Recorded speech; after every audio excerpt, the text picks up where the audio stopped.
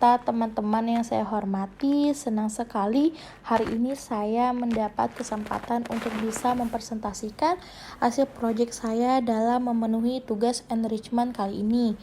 Sebelum memulai presentasinya, saya ingin memperkenalkan diri terlebih dahulu. Nama saya Vini Kurniati. Saya merupakan mahasiswa jurusan psikologi dari Universitas Binus. Seperti yang sudah saya bilang di awal, dalam waktu yang singkat ini saya ingin menjelaskan proyek yang telah saya buat dengan tema The Children and Families. Tentunya proyek ini saya buat di bawah bimbingan Ibu Yuni selaku dosen pembimbing saya. Harapan besar bagi saya di akhir presentasi nanti kalian yang menonton video ini dapat memahami tujuan dan manfaat dari materi yang telah saya buat ini. Bagaimana cara mengerti dunia anak, terus memiliki sedikit gambaran tentang memperlakukan anak maupun keluarga dengan cara yang tepat dan baik. Oke. Sebelum saya masuk ke pembahasan yang utama, saya ingin memberikan gambaran apa aja sih yang ada dan akan saya bahas di dalam materi tersebut. Tujuannya untuk memudahkan kalian agar lebih mengerti setiap materi yang akan saya jelaskan nanti. Nih, di sini ada yang namanya learning objective. Nah, yang pertama, mengetahui dan memahami karakteristik kebutuhan anak dari lahir hingga usia 8 tahun.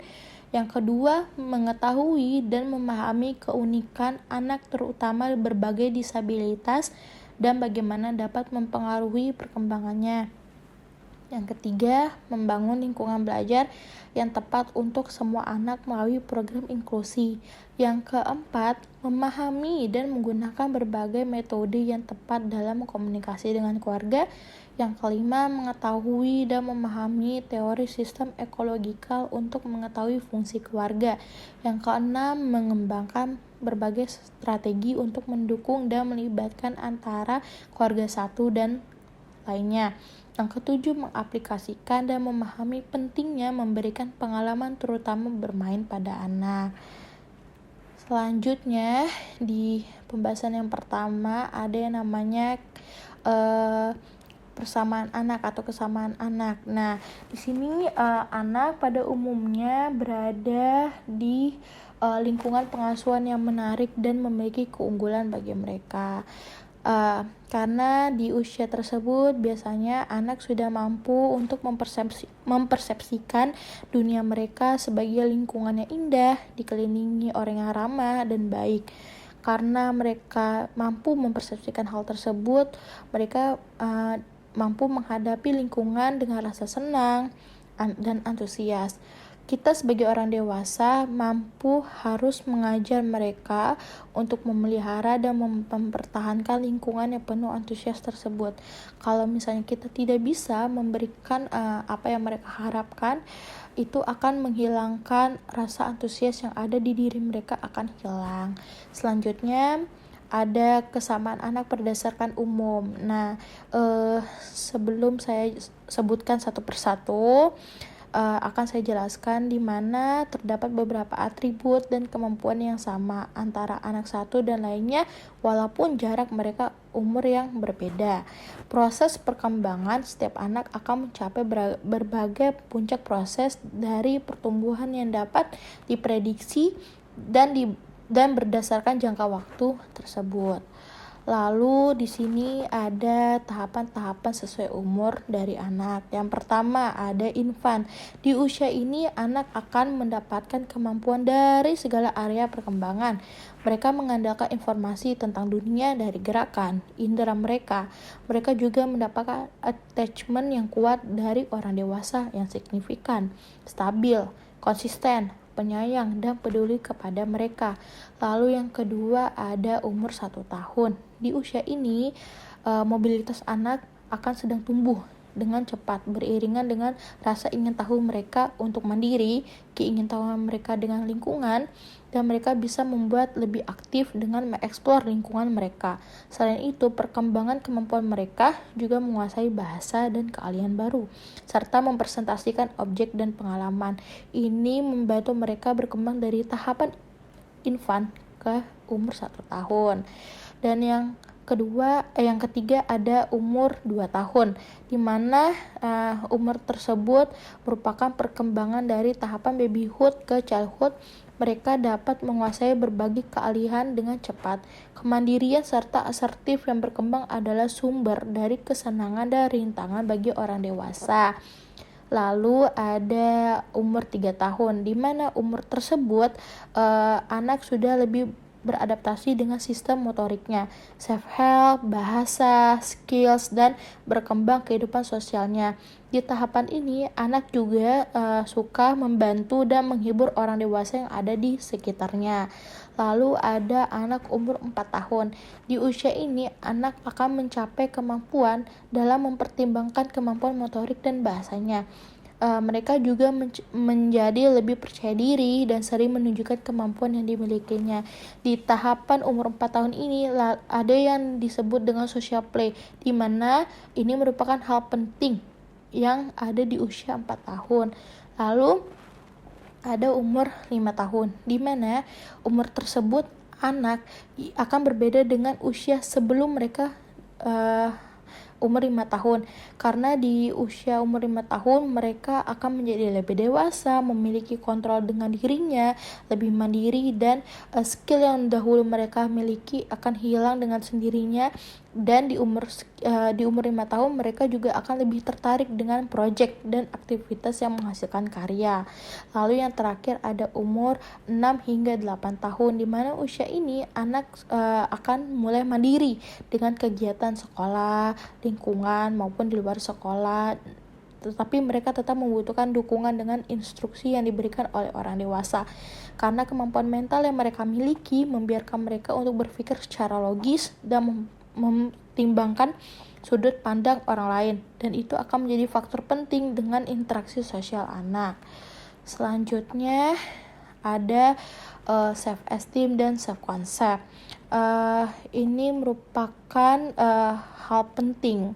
Jadi sebelum saya membahas tentang self-esteem dan self-concept, terdapat keinginan yang sama antara anak satu dan lainnya, yaitu mereka akan puas dengan diri mereka. Juga ada anak yang akan mulai membuat suatu self concept, di mana satu aspek dari self concept adalah merupakan self esteem dan self concept. Apa sih self concept dan self esteem itu? Seperti yang kalian lihat di layar, di sini ada self concept yang merupakan persepsi dan perasaan yang dimiliki oleh anak untuk diri mereka sendiri. Hal itu dihasilkan dari respon orang-orang yang dianggap penting dalam hidup mereka. Sedangkan self-esteem itu merupakan evaluasi antara anak akan nilai mereka dalam aspek positif dan negatif. Selanjutnya, saya akan membahas the brain and the children development. Itu apa sih? Nah, tadi kan kita udah membahas tuh self-esteem dan self-concept. Nah, the brain and the children development merupakan perkembangan anak yang terlihat dan bisa ditebak. Nah, ada hal lain juga nih yang dimiliki semua anak, yaitu perkembangan otak. Selain tadi ya yang bisa ditebak dan bisa kita lihat kayak gitu. Nah, perkembangan otak anak itu sendiri menurut berbagai penelitian telah membuktikan bahwa usia awal bagi anak sangat penting bagi proses perkembangannya. Perkembangan otak yang paling cepat yaitu terkait dengan bahasa dan sensori muncul pada usia anak 1 tahun.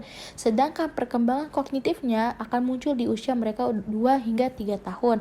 Semakin bertambahnya umur anak, kapasitas otak mereka akan berubah, akan menjadi lebih berkurang.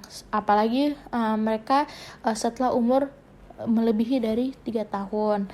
Selanjutnya ada yang namanya play and stage of play. Nah, ini merupakan seperti yang kalian lihat di layar, kan udah kita mengetahui nih pengertian dari bermain itu apa sih gitu. Nah, bermain ini sendiri juga memiliki garis besar yang dikategorikan sebagai aktif dan pasif sebagai hiburan. Selanjutnya, bermain itu juga dapat dikategorikan berdasarkan karakteristik sosial yang ada 6 tahap atau kognitifnya ada 4 tahap. Yang pertama ada pattern stage of play, yaitu ada unoccupied behavior, lalu ada solitary play, lalu ada onlooker play, lalu ada parallel play, dan lalu ada associative play, dan yang terakhir ada cooperative play. Selanjutnya ada Smilansky stage of play. Ini terdiri dari functional play, lalu ada constructive play, dramatic play, dan terakhir ada games with rules. Lalu selanjutnya ada tentang the children uniques. Jadi the children uniques ini merupakan kondisi di mana anak memiliki temperamen bawaan yang berkontribusi pada keunikan individu. Beberapa anak cenderung bersikap lebih santai atau mudah diatur, sedangkan ada juga anak yang sulit untuk diatur. Lalu juga ada karakteristik bawaan anak, yaitu seperti keteraturan, kemampuan beradaptasi, dan penempatan yang mempengaruhi perilaku. Selain itu, keunikan anak juga meliputi kultur, di mana kultur itu juga bisa berasal dari budaya, etnis, agama, tutur bahasa, serta latar belakang ekonomi pada keluarga. Selanjutnya ada children with disabilities, di mana kondisi ini anak dengan perkembangan yang terlambat. Mereka akan lebih sulit atau membutuhkan waktu yang lama untuk memperoleh perkembangan dibanding dengan anak yang seusia mereka lainnya. Dan perkembangan anak dengan disabilitas dalam beberapa hal memiliki perbedaan yang tidak hanya lebih lambat. Selanjutnya, biasanya anak dengan disabilitas juga dihadapkan dengan berbagai permasalahan lain pada kehidupan mereka. Contoh misalnya seperti anak bisa menerima dan menyesuaikan diri mereka ketidakstabilitasan mereka. Kemudian anak juga bisa berhadapan dengan reaksi lingkungan sekitar yang mungkin kurang peka dengan kondisi mereka. Permasalahan fisik akibat disabilitas, lalu ada masalah sosial psikologis menjadi masalah kategori berat yang harus dihadapi anak disabilitas. Terlebih lagi jika mereka kurang mendapatkan dukungan dari keluarga maupun keluarga yang tidak diperoleh oleh anak yang memiliki disabilitas. Nah, di sini terdapat inclusion, yaitu merupakan suatu program untuk membantu perkembangan anak disabilitas, di mana program tersebut untuk membuat anak disabilitas dapat ditempatkan atau di lingkungan yang tidak membatasi mereka atau yang membebaskan mereka. Nah, program inklusi ini didirikan dengan tujuan untuk kepercayaan bahwa anak dengan disabilitas maupun normal juga mempunyai kesamaan yang sama dibanding perbedaan. Program ini juga memiliki keuntungan yang baik bagi anak dengan disabilitas karena mereka dapat mengalami kesuksesan dalam berbagai aktivitas dengan teman-teman seusia mereka dan disertai kemampuan untuk bisa mengeksplor hal yang lainnya dan yang hal barunya. Lalu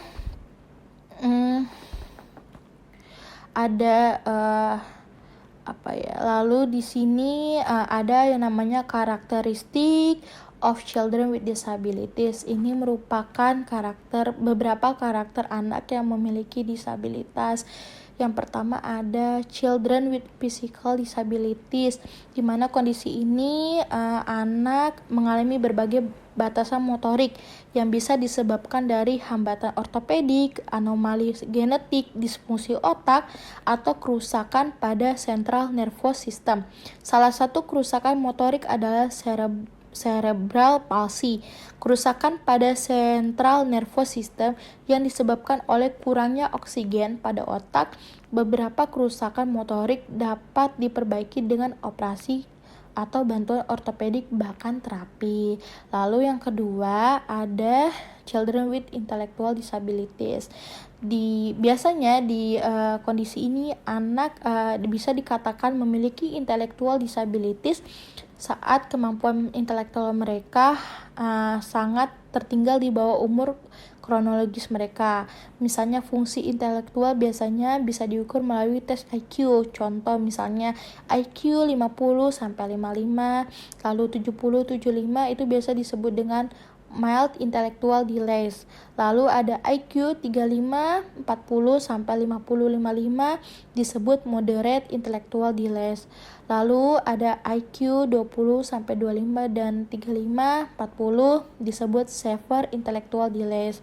Biasanya anak yang mengalami kondisi ini mereka akan ditangani sama individualist education plan atau IEP. Ini merupakan sebuah tim di mana sekelompok profesional, guru, dan orang tua akan bekerja sama untuk membantu kebutuhan anak dengan intellectual disabilities. Lalu ada children with learning disabilities, di mana usia mereka, di mana kondisi ini anak mempengaruhi dari dasar masalahnya, bisa terjadi di pendengaran, pemikiran, atau berbicara. Pada usia sekolah, anak disabilitas akan lebih jelas ketika anak mengalami kesusahan untuk membaca, menulis, dan berhitung. Pembelajaran disabilitas akan lebih sulit didiagnos dan penanganan pada anak usia prasekolah. Lalu ada ADD atau ADHD. Kondisi ini di mana misalnya ada orang tua yang memiliki anak dengan kondisi yang mengalami ADD atau ADHD, merupakan hal penting yang untuk diketahui bahwa orang tua, keluarga, lingkungan sekitar anak tidak bingung dengan aktivitas normal dan kegembiraan yang sangat besar pada anak dengan kondisi ADHD.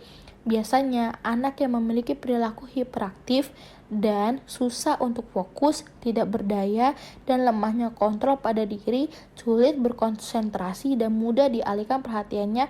Ini merupakan pertanda bahwa anak membutuhkan penanganan medis seperti bantuan keahlian profesional.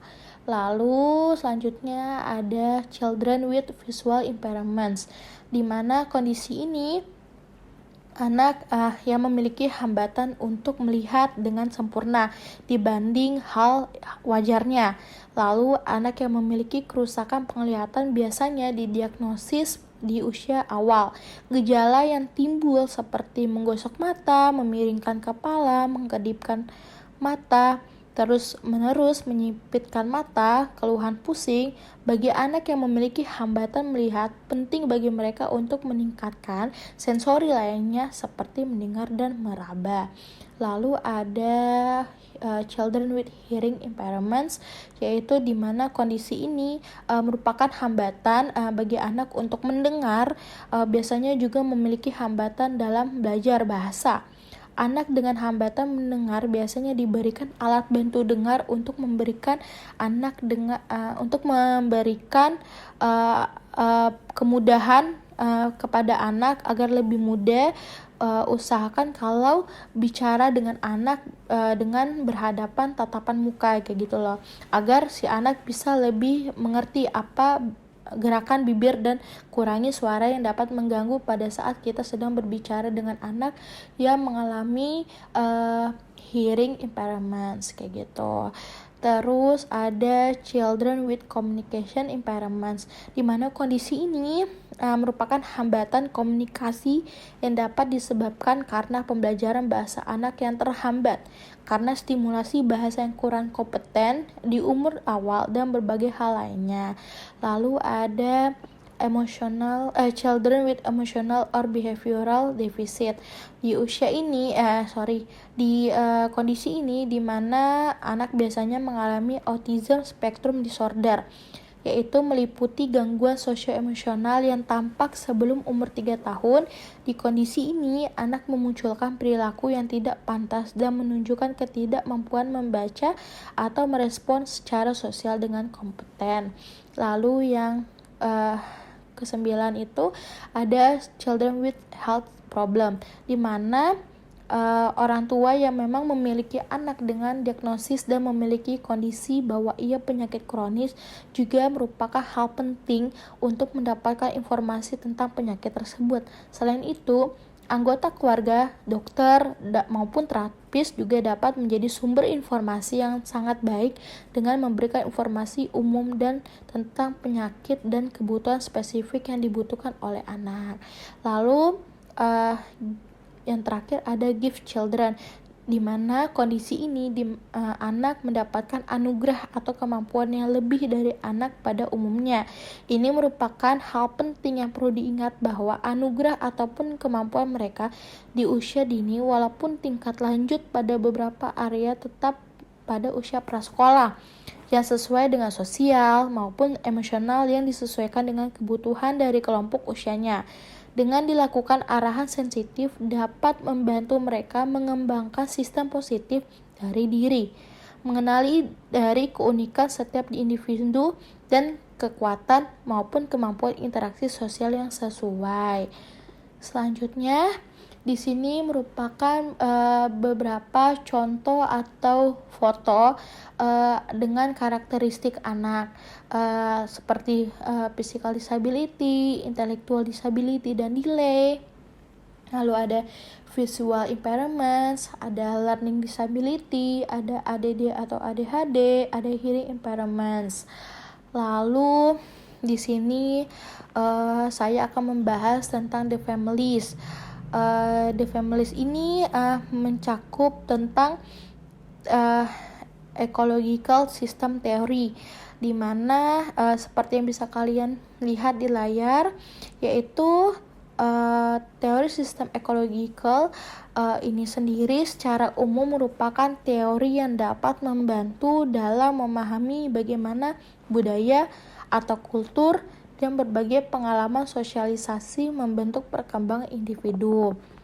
Lalu selanjutnya terdapat lingkungan ekologi yang dianggap secara topologis sebagai suatu konstruk tempat yang didefinisikan sebagai berikut.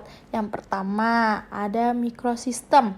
Mikrosistem itu sendiri merupakan lingkungan yang terdekat yang berinteraksi langsung dan melantar belakangi kehidupan anak.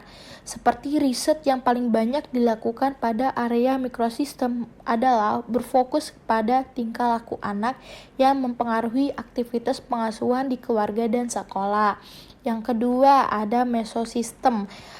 Mesosistem ini sendiri yaitu hubungan antara dalam mikrosistem sebagai contoh orang tua, guru yang berinteraksi dalam sistem sekolah.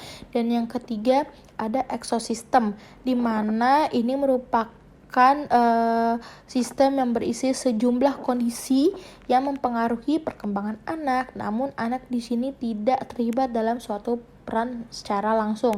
Contoh, kesejahteraan sosial, serta pengaruh media massa, karena dalam hal ini seperti pengaruh TV yang banyak memberikan berbagai macam model yang membentuk perilaku tertentu pada anak.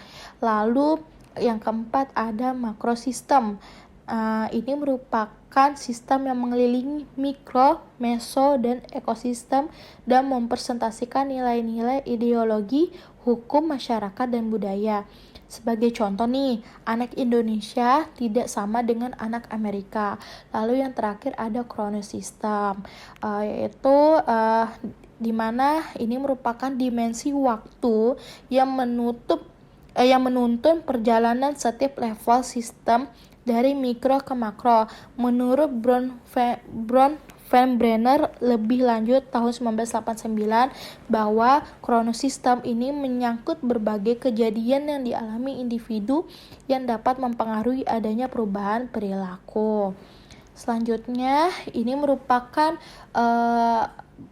gambaran global teori ecological system. Selanjutnya saya akan membahas tentang parenthood, empowerment, lalu dan sebagainya. Yang pertama Parenthood itu sendiri menurut Erik Erikson yaitu teori yang membahas tentang perkembangan manusia yang merupakan salah satu yang pertama kali menjangkau usia dewasa dan masa kanak-kanak kisaran umur 41 hingga 65 tahun nih. Nah, beliau menganggap bahwa kebutuhan paling penting dari usia dewasa yang matang dalam tahap generativitas.